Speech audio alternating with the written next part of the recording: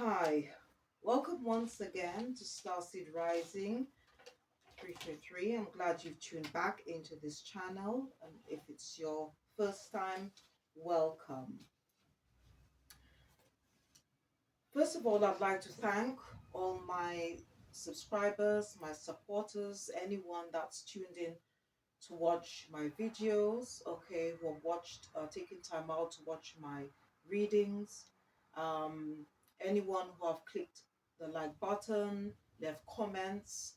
Thank you ever so much for your support. Whatever you did in the past and what you're about to do now is much appreciated, and it does help the channel. Thank you ever so much. Okay, so my topic today is just basically my personal view um, of the Nation of Islam, and also going to talk about some of their teachings which I don't agree with, and what I've also been ordained by the Most High to say. Um, and as I've said in my previous videos, okay, I'm a Muslim, and that was something that I discovered um, as I go along my spiritual journey, and thanks to the Nation of Islam, okay, which is a religious organization, okay, founded and based in America, but obviously they've got other branches worldwide now. Okay, it was founded by the Honorable Elijah Muhammad, and the current leader of the Nation of Islam is the Honorable Louis Farrakhan. And I must say, okay, that I have learned a lot, okay, from the Nation of Islam. I learned a lot about myself as a black woman, as a black person, and I have to. I'm saying right now, okay, that I respect the Honorable Louis Farrakhan. In my opinion, I really believe he's doing a very good job um, with the Nation of Islam, and also I appreciate all what he have done to represent the black race, okay, or and also people of color, all right, and also um, his stance on and his mission, okay, of freeing uh, black people, okay, so that we can all have an experience, okay, real equality, um, as well as justice and real peace. All right. Um, and okay, and as I said, earlier, that I admire, his bravery in speaking his truth, and as I said, okay, as a spokesman for black people, people of color, and how he, you know, puts the leaders, okay, of especially the westernized countries to shame about their treatment of black people as a race. All right. So as I said, I've learned so much, but as I said before, that not only am I a Muslim, but I'm also a high priestess as well as a spiritualist. Okay. Um, and as much as I learned a lot from the Nation of Islam, um, I was not, okay, guided to join the Nation of Islam. Okay. All right. And again, if you want to know more about the Nation of Islam, okay, the Nation of Islam was created, okay, to bring about structure, discipline, okay, first among the African American community, all right, and basically to unite them, okay, to show them they as a people are much stronger together, okay, to work together, all right, to um, in the form of unity, and also to empathize, okay, the importance of the family unit. And as Rashad Abdul Rahman said, I quote, He says the family is the cornerstone of any society. All right.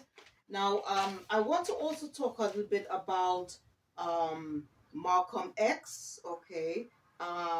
Because if you don't know or you've never heard of Malcolm X, all right, um, he was part, okay, of the Nation of Islam. Okay, his teacher was the Honorable Elijah Muhammad, but then there was some disagreements between them. But before I just discuss more about Malcolm X, I just want my prayers at the moment and thoughts, okay, are with Malcolm X's family, okay, and I hope, all right, his daughters will receive the justice, okay, that they so rightly deserve and are seeking in regards to their father's death. All right, I wanted to say that, okay, because I don't know if you heard, because I'm sure it's been shown all across America that the daughters of Malcolm X are suing the CIA,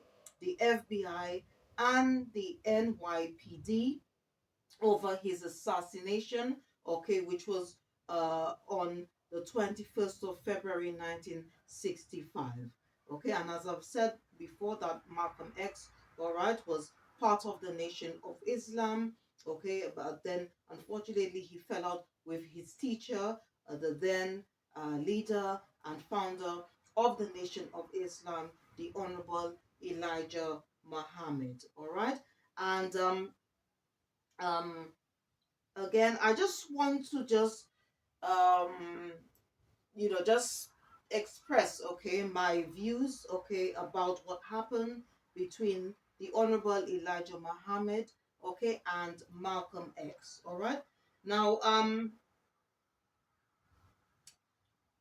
first of all, I didn't really, there were a lot of, when I first started following, okay, the Nation of Islam, I didn't join them, but I followed them.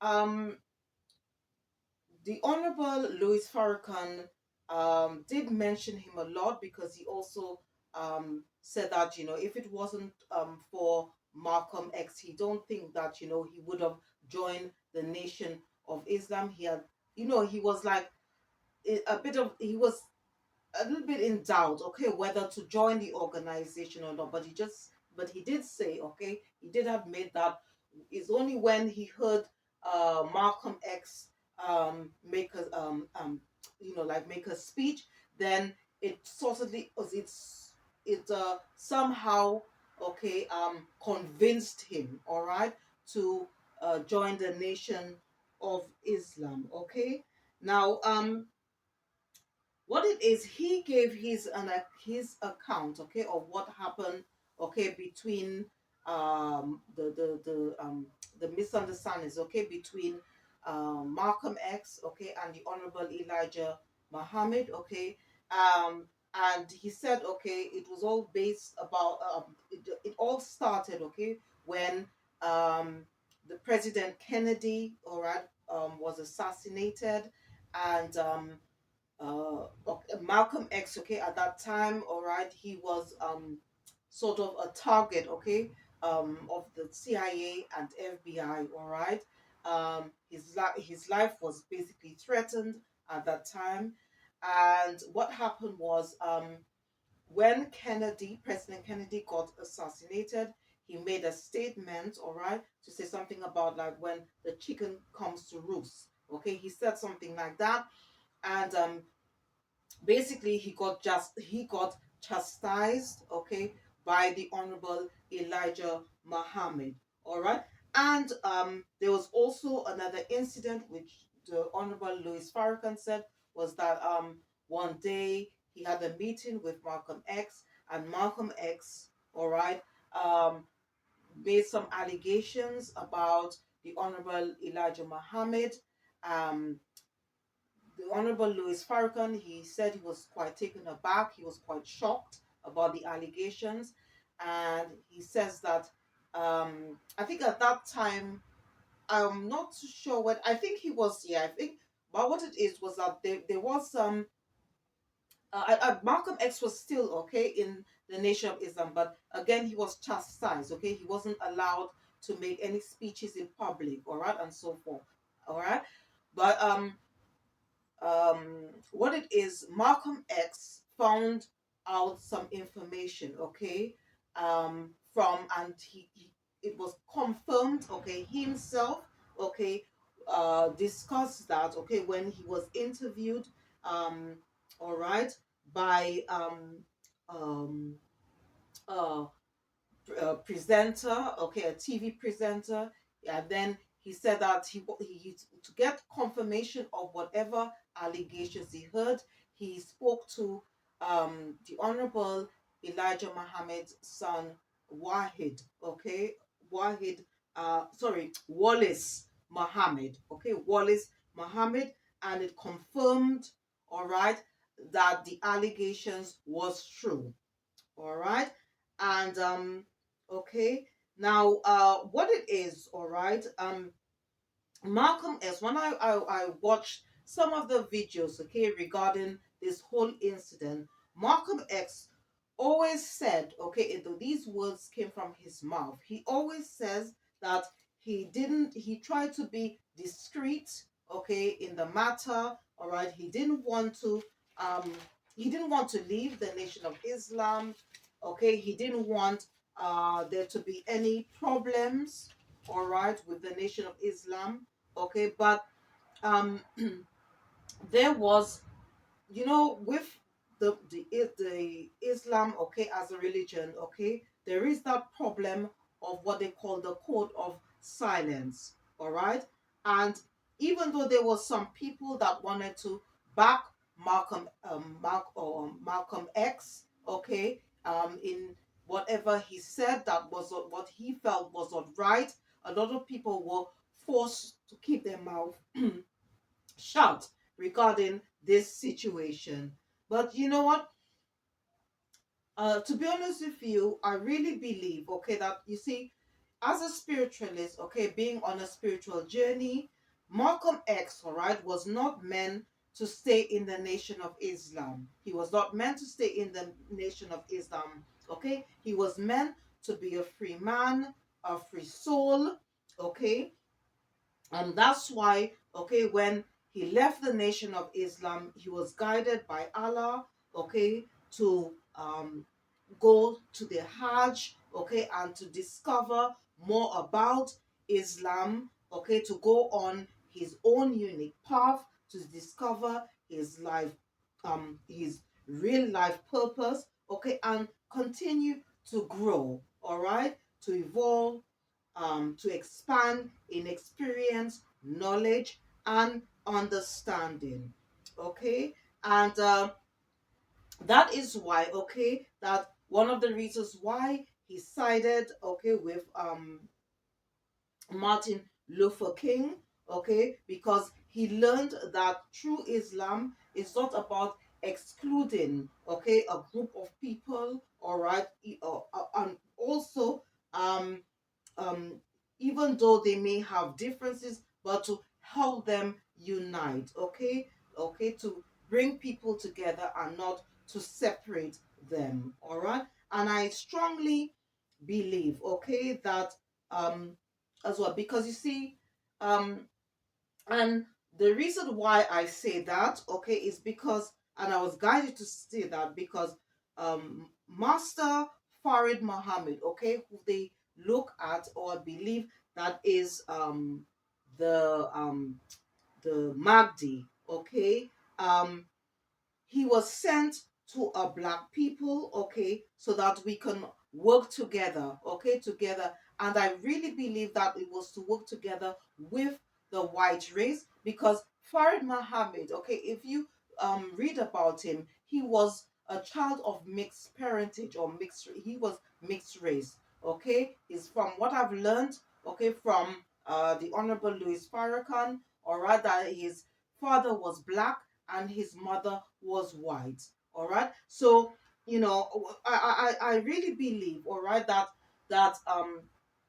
he, okay, like I don't like to really like to include politicians, okay, in when I'm doing my videos, but I think it's a bit like, okay, like where you have President Obama, all right, who is um also mixed race. Okay, his father is black, his mother is white, and when he was running for the to become president, all right, his one of his um I would say mission, okay, was to try and unite. Okay, even though he never denied who he was, he knew his own history. Okay, and he respected both his mother, his mother's side and his father's side. But his vision was to bring about all races, okay, together so we can unite and work as a people, as you know. And I really believe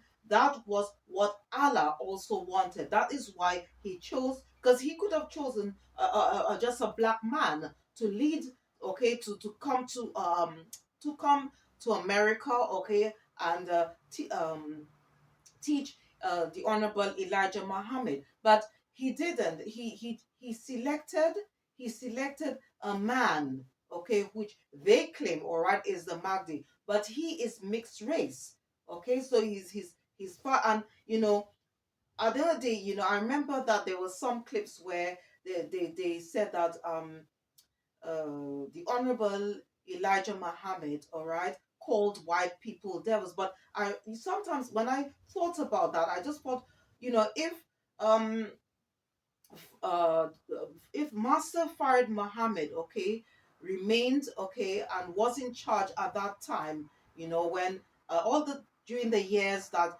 the Honorable Elijah Muhammad, okay, was leader, would he say such a thing? Would Farid Muhammad allow that to be said? Okay, because then he's calling, because if his mom is white, that means he's calling his mom a devil.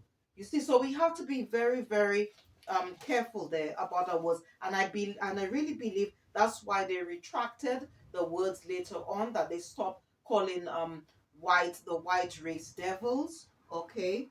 um all right. And another thing, all right, that they said that they believe, okay, that Farid Muhammad, okay, was God in the person of a man.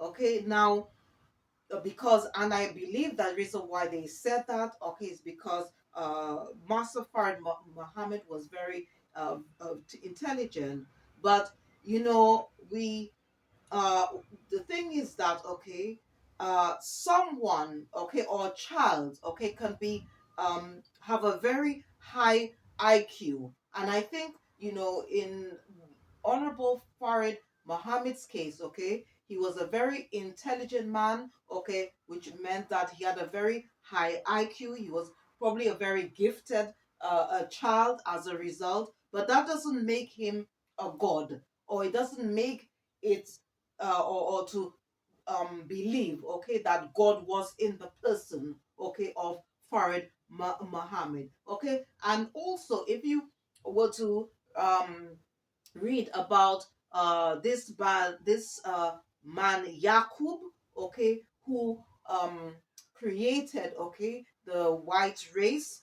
From what I have learned, okay, from he was a very gifted child. Okay, he had a very high IQ, and when he grew up, he became a scientist. And even as a small child, from what I've learned, when he was 6 years old, okay, he saw a germ, okay, or germ in the black man, and he wanted to sort of see where he could create a race out of the black man. And then when he grew up as a scientist, he did that, okay, as part of an experiment, all right. And that's how, okay, other races came about, okay. And you know, and if you were to also embark, okay, on a spiritual, or if you are on a spiritual soul journey, okay, you will learn that we are on different time, we are on different, as individuals, okay, we are on different timelines, all right. There are different dimensions from what I've learned. There is up to like 15, there could be more. Basically, the universe is infinite. All right. So, we mustn't like to get too overboard. Like because someone, okay, is full of wisdom, all right, that we can assume that this person is God. Okay, and furthermore, like God can, whether it's whether it was Master Farid Muhammad, okay, whether it was Jesus, whether it was Buddha, whether it was Gandhi, all of these people, okay, the manifestation of Allah was within them, okay, and it's the same. There's that Master Farid Mohammed was no different. Okay, and another thing. Okay, it's and I really believe, okay, that the Mahdi, okay, and Jesus are is the same.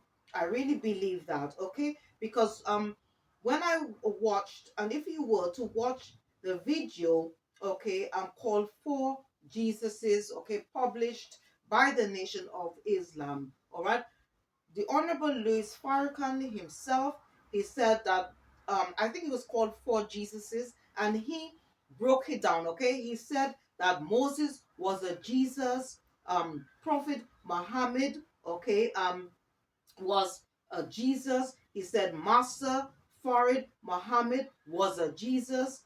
Honorable Elijah Muhammad was a Jesus, because he himself said, okay, and he even made a joke. He says that you never know. I might be the fifth Jesus, okay, and because he also explained, all right, that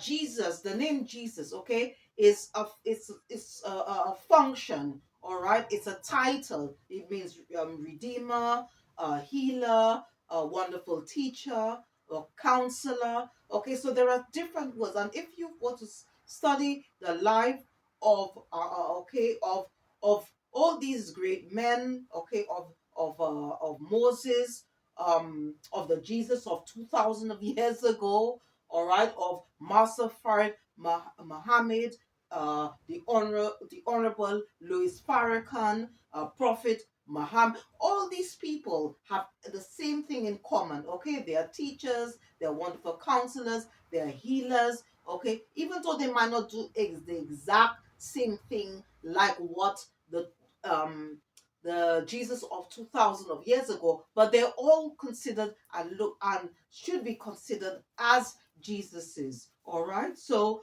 I don't, when I study, okay, um the work, okay, of okay, of the works of the Moses, of um Farid Muhammad, of the Honorable Elijah Muhammad, of Louis um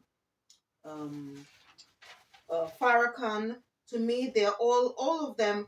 To me, their works is the same as a Jesus. Okay, so whether it's Jesus, Mahdi, to me, I really believe that Mahdi and Jesus is the same. Okay, and furthermore, all right, God um cannot be just one man. Okay, God is universal, and all uh, these, as I said, so-called well-known religious leaders, they all embodied and manifested the spirit of Allah, the Creator.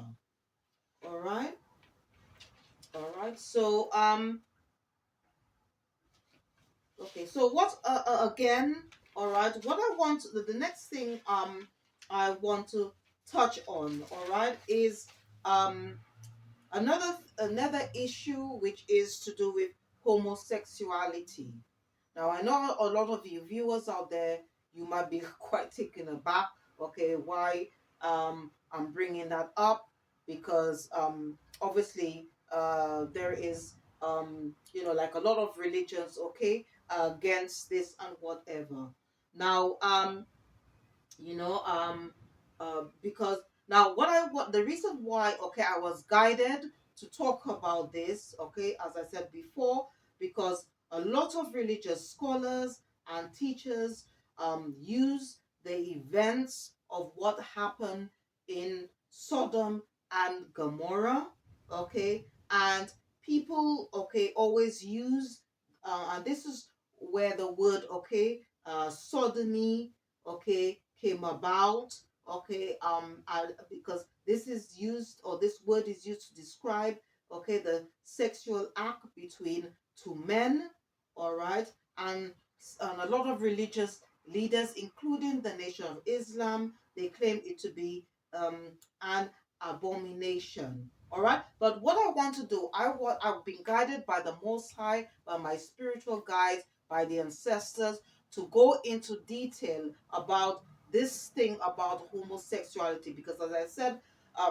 this belief, okay, is all down to what happened, I would should say, in the scriptures, the Holy Bible, okay, um, in the book of Genesis, okay, Genesis chapter 19. Okay, so I was guided to go through this chapter and to just explain, okay, why there is so much misconception, okay, to connect homosexual people with what happened, okay, in regarding Sodom and Gomorrah. Okay, so I'm going to start to read this scripture. It says there, and there came two angels to Sodom at even, so meaning evening, and Lot sat in the gate of Sodom, and Lot, seeing them, rose up to meet them, and he bowed himself with his face towards the ground. And he said, behold now, my lords, turn in, I pray you, into your servant's house, and tarry all night, and wash your feet, and ye shall rise up early, and go on your ways. And they said, nay, okay, meaning no, but we will abide in the street all night. Okay, and then in verse 3 it goes on. So please follow, if you do have the Holy Bible, okay, the most popular one is the James Version Bible. Please, if you can, all right, if you have it on hand, please follow with me. Okay, I'm reading Genesis chapter 9. Okay, so I'm now on or I should say I'm about to read verse 3, where it goes on to say, and he pressed upon them greatly. And so when I've because I didn't know what the word pressed in, okay, so when I checked it up, okay, the meaning of the word press, it means like forcefully, okay, forcefully trying to ask someone to do something, okay, so that's what the word press means, okay, so then it goes on to say, and he pressed upon them greatly, and they turned in unto him and entered into the house. Meaning that, the angels, they didn't want to stay, but, like, Lot was adamant, okay? He somehow pressured them to say, no, no, no, don't, like, stay in the street, come into my house, okay, and then this in the scripture says, and he made them a feast, and did bake a leavened bread, and they did eat it. But before they lay down, the men of the city, even the men of Sodom, compassed the house round. Now I too, okay, I wanted to, because I didn't know what compass means. So I just said, okay, again, I went in to find out what the meaning of compass means. Okay, and it means like to go round. Okay, that's what it means, to go round. Okay, so there was a group of men, okay, from the city of Sodom that surrounded Lot's house. Okay, Lot's house. And it goes on to say, both old and young, all the people from every quarter. So, in other words, what from my understanding of the scripture is saying that there was a mob, okay, there was a mob, okay, that was around Lot's house, okay, there was a mob, okay, of people that was surrounding Lot's house. They were young and also old men. Okay, and they called unto Lot. All right, and they called unto Lot and said unto him, where are the men which came in to thee this night? Bring them out unto us, that we may know him.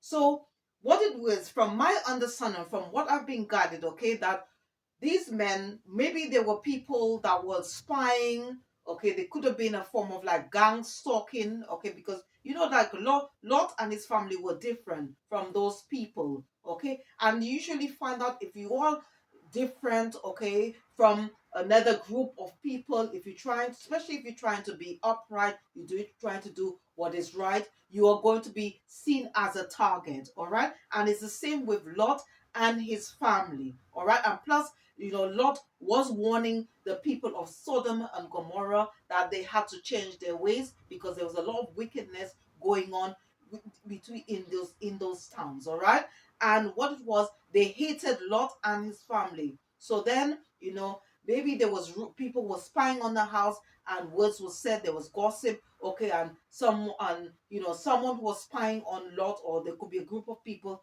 They went to tell another group of people, oh, look at that, there's two men that's residing in Lot's house. So let us, let us find out more information. So that's why it goes on to say, okay, when the mob, this group of people, okay, was surrounding Lot's house, they called out to Lot and they said, oh, that we want to know those two men that came into your house, or you allowed to stay in your house, because I guess they probably felt a bit threatened. I don't know. All right, but they came there for trouble. Okay, and then it goes on to say, all right, and Lot went out at the door unto them and shut the door after him. Okay, and said, I pray you, brethren, do not so wickedly. All right. Now, there again, you see, when Lot confronted the men, he said, look, please, I do not want any trouble. Okay, and that's what would a normal family would do. If there's a group of people surrounding their house, okay, for example, just put yourself in Lot's shoes. You probably do the same. You say, look, you know what? I don't, especially if you're a man, or you're a woman of peace. The last thing you want is there to be trouble, okay? And especially if you've got guests in your house, that's the last thing you would want, or you would want, I should say. All right, and then it goes on to say in verse 8, it says, behold, now I have two daughters which have not known man. Let me, I pray you, bring them out unto you, and do ye to them as is good in your eyes. Only unto these men do nothing. For therefore came they under the shadow of my roof. All right. Now, so in other words, there, okay, what Lot is telling the men, look, to keep the peace, please, I have two daughters here. Please take them with you, to compensate, okay, because he didn't want, because he had strangers, okay, and he tried to keep the peace. He says, look, I want to order for me for there to be peace. Please, I've got two daughters. Please take them as to compensate, okay, instead of me, like us take asking those men who are guests to come out to you, okay, because Lord knew that this group of people, they wanted trouble, and he knew what was going to happen. He knew that a fight was going to take place, and he didn't want that. He was a man of peace, and he wanted there to be peace. All right, and it goes on to say in verse 9, he says, and they said, stand back. And they said again, this one fellow came in to sojourn. Okay, that means like to reside, okay? And he will needs be a judge. Now, will we deal worse with thee than with them, and they press sore upon the man. All right. So it doesn't mean, you see, this is where I think there's a lot of misconception there, because a lot of people thinking that, okay, that um that the one of the men, okay, from the group violated, uh like the two men that was in the house. That is not the case. Okay, that is not the case. All right. And it goes on to say here, all right, and they pressed sore upon the man, even Lot, and came near to break the door. Now, when they say pressed sore upon a man, okay, I don't know if you ever seen I don't know, maybe even like in a movie or in real in a life situation, okay, where two people are fighting, or one is angry against, and he pushes this person against the wall or something like that. He pushes himself against the person, okay, against the wall. And this is what it means. It's when it says press sore upon a man, okay, and then it goes on to say even unto Lot, okay, but that doesn't mean that they sexually violated Lot. They just said that they mishandled Lot in that way, okay, and they say and came near to break the door. But the men put forth their hand and pulled Lot into the house to them and shut the door. Okay, so even though Lot didn't want them to come in, okay, some of the men that was part of the mob to come into his house, they forced their way in. All right, and then in verse 11, it goes on to say, and they smote the men that were at the door. Okay, and they smote the men that were at the door of the house with blindness, both small and great. Now, the people that, now that's where you see there's a lot of confusion there, because a lot of people might think, okay, it's the that the um the men, okay, that came to Lot's house sexually attacked the angels, but that's not the case. That is a lie, because there in verse 11 it says, because what happened when the so-called angels, okay, the men that were guests in Lot's house, heard all the commotion, they came to the door. They came to the door, all right, and then they moved Lot out of the way, and then it goes on to say they smote the men that were at the door of the house with blindness. So the angels, okay, the men that were the guests, okay, attacked. When it means smote, is the meaning of smote, from what I found out, okay, from the dictionary, is to strike. The meaning of stroke is to strike sharply, or heavily, especially with a hand or with something held in the hand.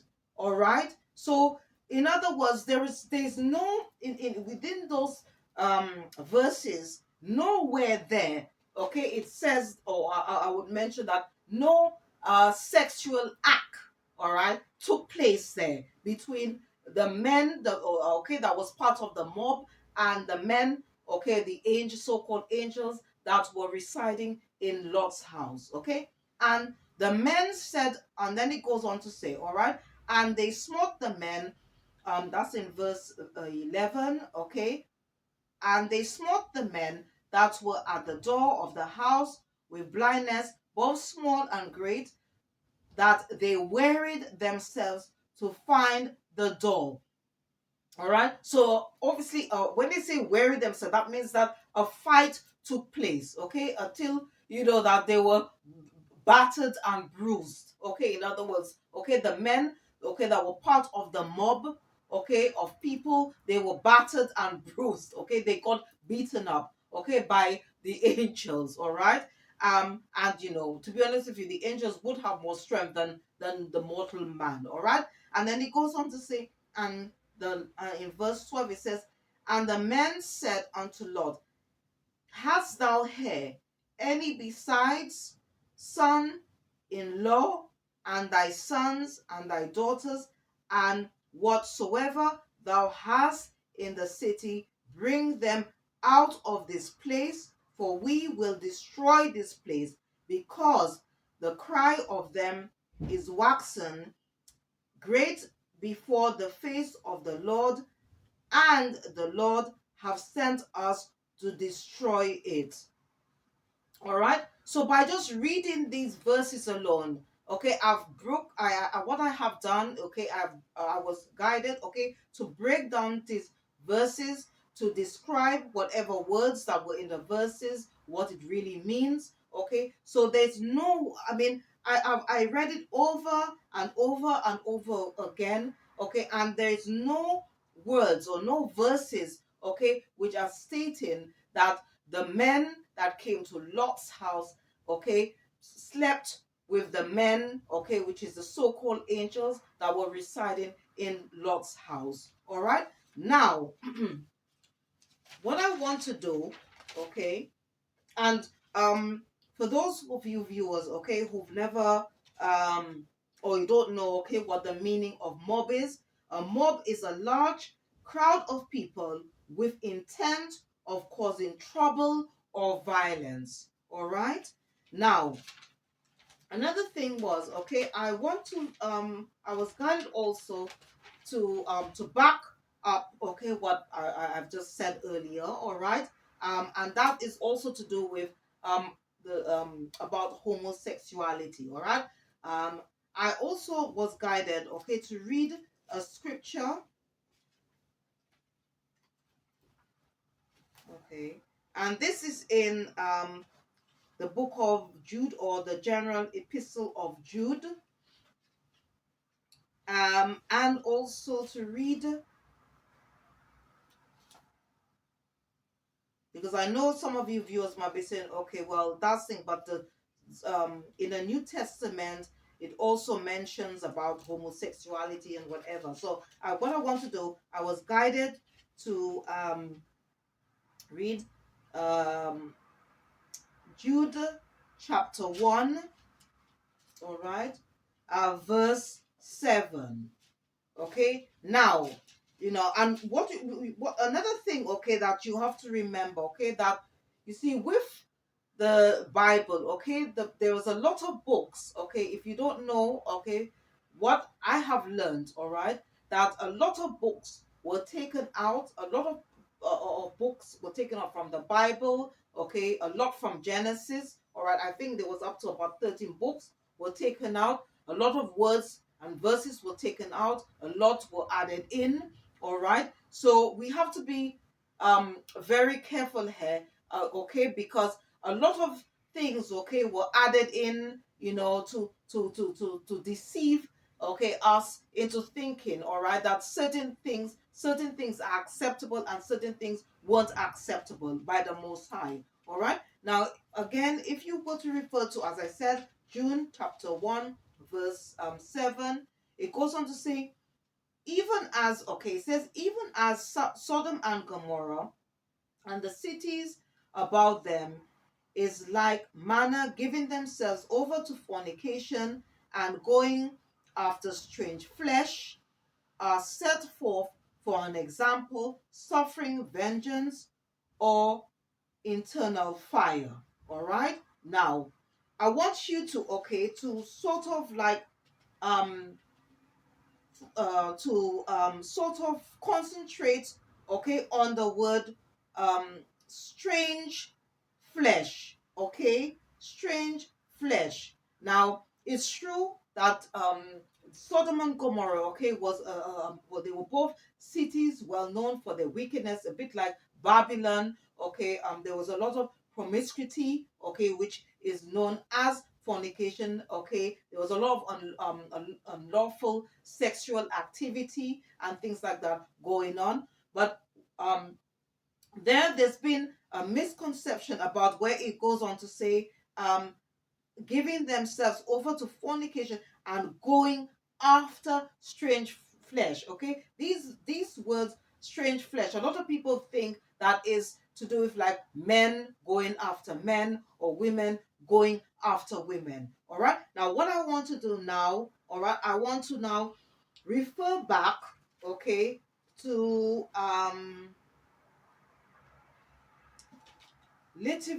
Leviticus, okay, and it goes on to, and this is in chapter 18, all right, chapter 18, and I would, yeah, chapter 18, verse 22, okay, where it goes on to say here, thou shalt not lie with mankind as with womankind, it is abomination.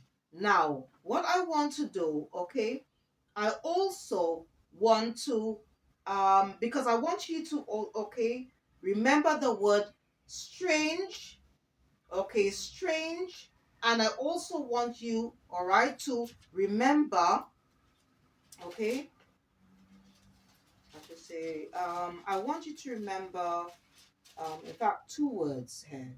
The first one that was in Jude, in the book of Jude, okay, where it goes on to talk about where they say strange flesh, okay, and then um, here in Leviticus, okay, verses 22, it goes on to, it uses the word mankind and womankind, all right. Now, if you were to turn to Psalms, okay, 144, okay, Psalms 144, first verses of 4, okay, it goes on to say, man is like to vanity, okay, that's what, because this verse was written by King David, okay, it goes on to say, man is like to vanity, his days are as a shadow that passeth away. All right. And then when you, and if you were to, let's read verses 7, okay, if you have your King James Version Bible, okay, whatever version you have, okay, if you read, go and you open the book of Psalms and you read now verse 7, it goes on to say, send thine hand from above, rid me and deliver me out of great waters, from the hand of strange children. You see, there's another two. You see, there's another. These two words again, all right, are being used here. Strange children. Okay, and then if you read verse 8, it says, "Whose mouth speaketh vanity, and their right hand is a right hand of falsehood." Okay, now when it says, okay, strange children, okay, in spiritual sorry, in spiritual terms, okay, it means a people, okay, who are not the worship, is not, or I should say were not worshippers of the Most High. All right. And when it goes on to say about a children, okay, whose hand, all right, um whose mouth speaketh vanity, and their right hand is a right hand of falsehood. He's talking about the race of people, okay, which was created, okay, which was created um um, out of the shadow side of the black man, okay? And it's the race that Jacob created, okay? Because, you know, if you know the story, or learn about the story of Jacob, where he wanted to create a race, okay, that when they came about, they would be in opposition, or be or rebellious people, okay? And even the honorable Louis Farrakhan, okay, said that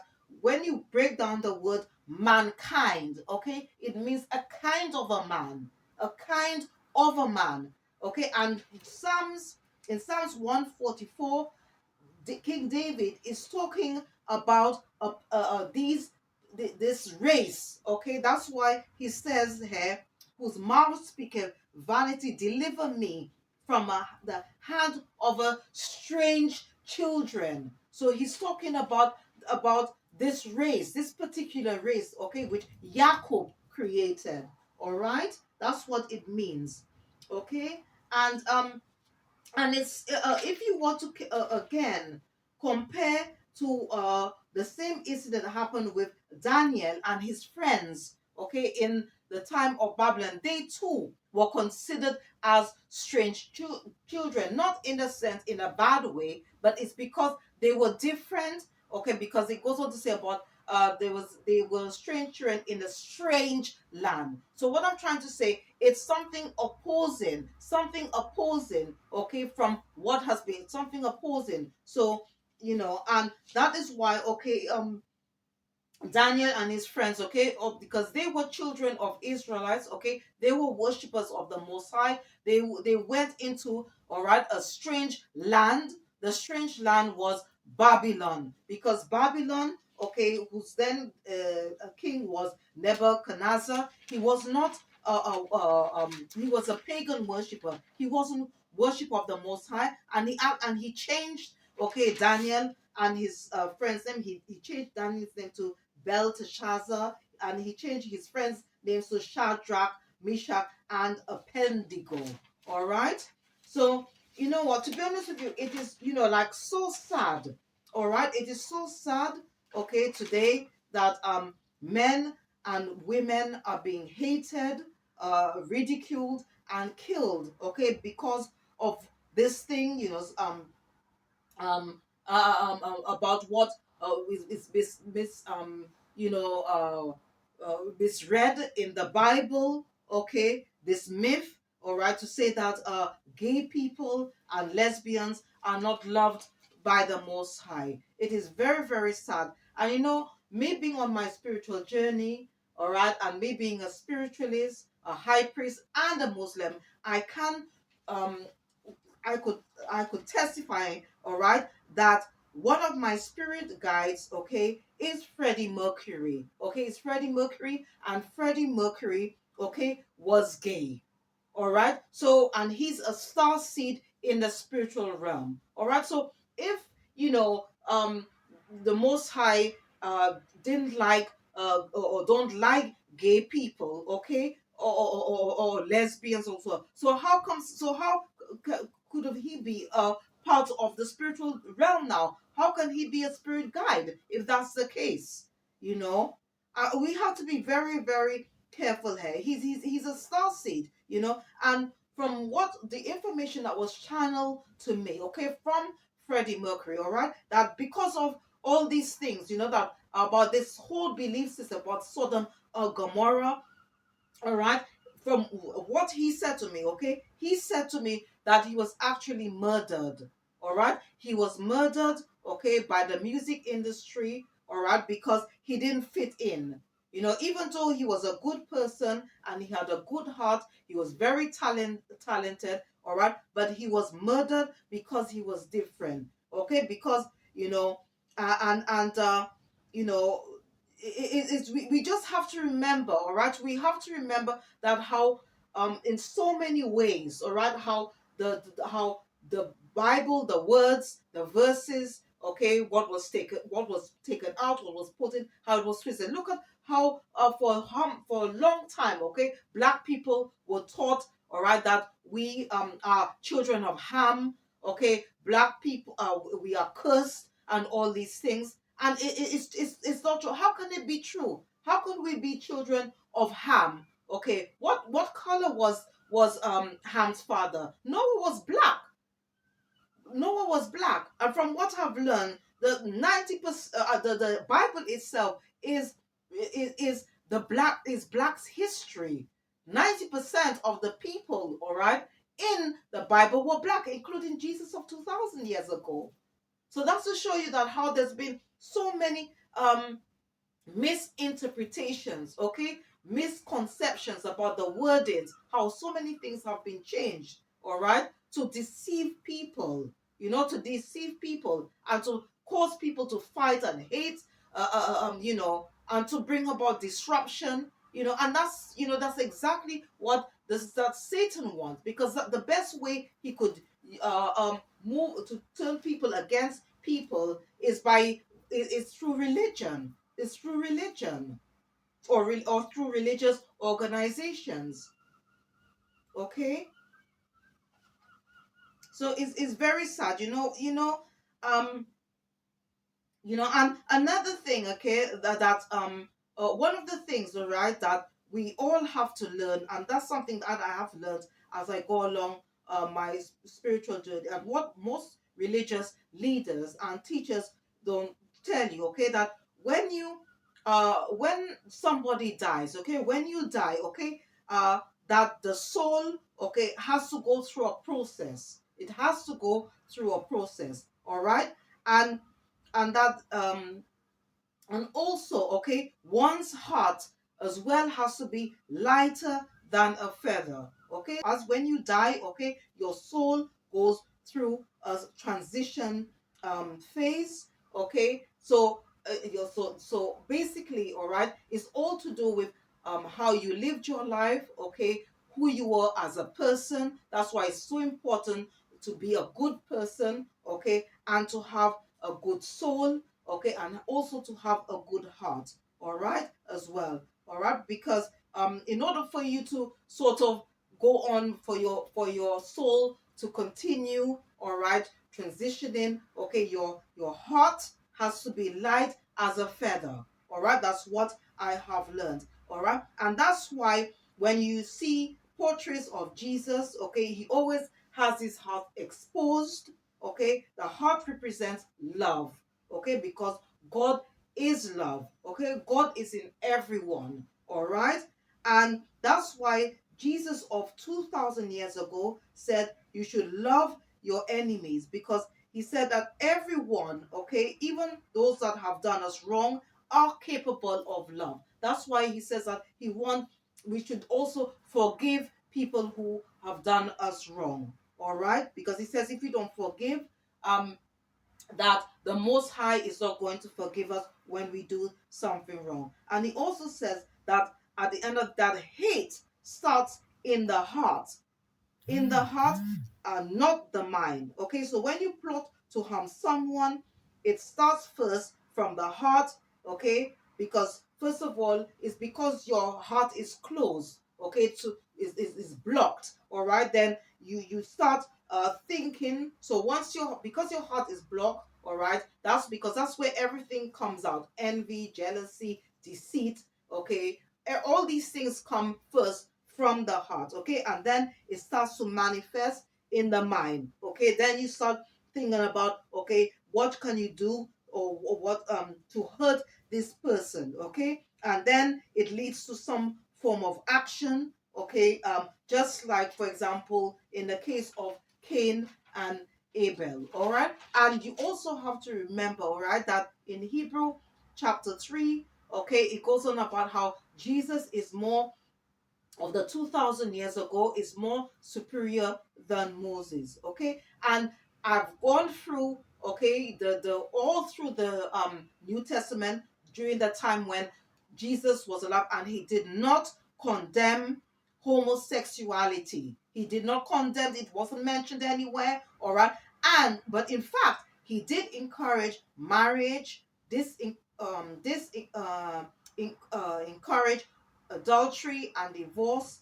He talked a lot about about a lot of things, okay, including neighbors and enemies, prayer, fasting, judging people, hypocrisy, anxiety, and God's kingdom. Okay, so if we want to follow the Jesus of 2,000 of years ago, okay, to become a Jesus, because obviously Jesus is the way, the truth, and the life, we must try, acknowledge, and obey, which the two most important commandments of all is above all, okay, which is that to love God, Allah, the Creator, with all your mind, heart, and soul, all right, and love thy neighbor as you love yourself.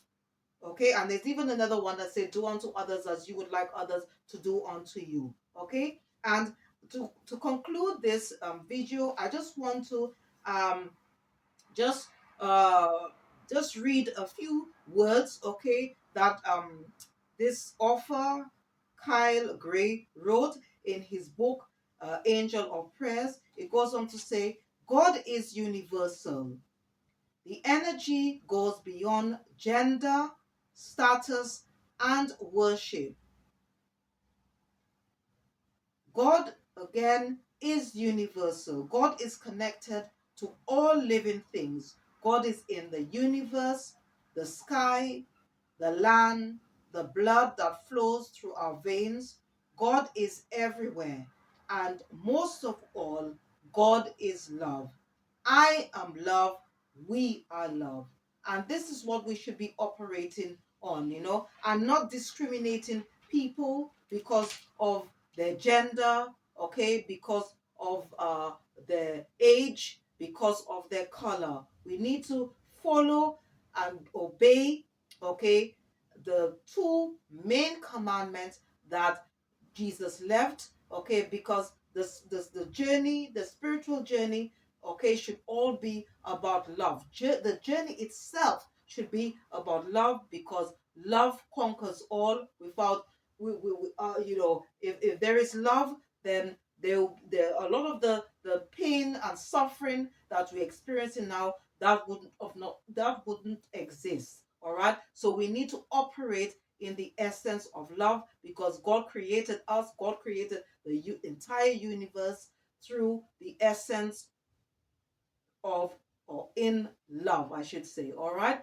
so I hope you enjoyed listening, okay, or watching this video. Um, Please don't forget, okay, if you did enjoy watching or listening to this video, please don't forget to click the likes button, subscribe or share, or just leave a comment. And once again, I'd like to thank all my viewers, my supporters, my subscribers, anyone that left comments, click the like button. Thank you ever so much for your support, whatever you did. As I said in the past, whatever you're doing or going to do now is much appreciated.